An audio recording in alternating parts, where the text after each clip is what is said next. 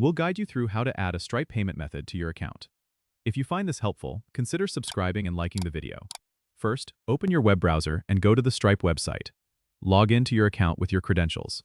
Once you're logged in, you'll be directed to the dashboard. On the left side of the dashboard, you'll see a menu. Click on Payments. This will show you an overview of your recent transactions. To add a new payment method, go to the settings by clicking on your profile icon at the top right corner of the page, then select Settings from the drop-down menu. In the Settings menu, find the section labeled Payment Methods. Click on it, and you'll be taken to a page where you can manage your payment options. Look for the button that says Add Payment Method and click on it.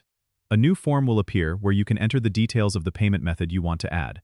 You'll need to provide information like the card number, expiration date, and CVC code if it's a credit card, or bank details if you're adding a bank account.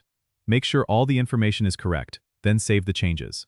Stripe will verify the payment method, and once it's confirmed, it will be added to your list of available payment methods. If you want to set this newly added method as your default, you can do so by selecting it from your list and clicking on Set as Default.